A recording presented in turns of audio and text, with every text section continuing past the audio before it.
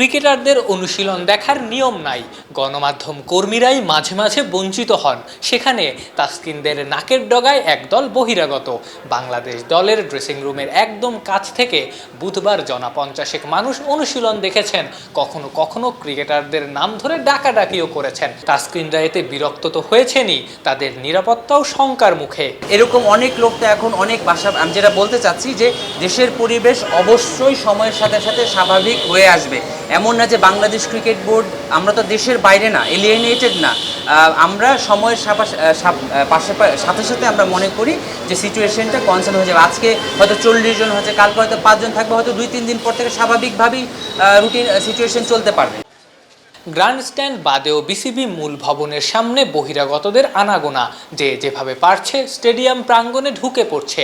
এমনকি কিছুক্ষণ পরপরই জটলা হয়ে মিটিং করছে, স্লোগান তো আছেই। ক্রিকেট পরিচালনার জায়গা না, বিসিবি যেন হয়ে উঠেছে রাজনৈতিক সভাস্থল। বহিরাগতরা এসব কিছুই আবার করছেন বিসিবির 2 নম্বর গেট দিয়ে প্রবেশ করে, যে গেট দিয়ে বিসিবি কর্তা আর কর্মচারী বাদে কেউই প্রবেশ করতে পারেন না, এমনকি সাংবাদিকরাও না।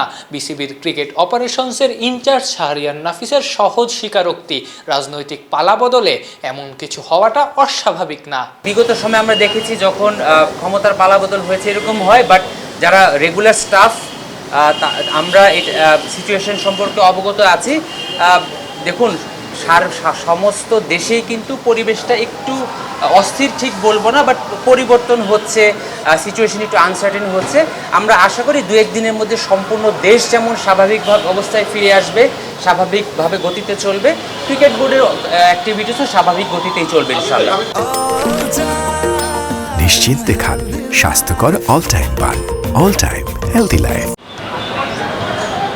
মিরপুরে সেনাবাহিনীরও আনাগোনা দেখা গেছে, যদিও নাফিস বলছেন শুধুমাত্র ক্রিকেটারদের নিরাপত্তার জন্য না, সারা দেশের নিরাপত্তা বিধানেই বাংলাদেশ আর্মির এটা routine work. Afnan Piyal, allrounder.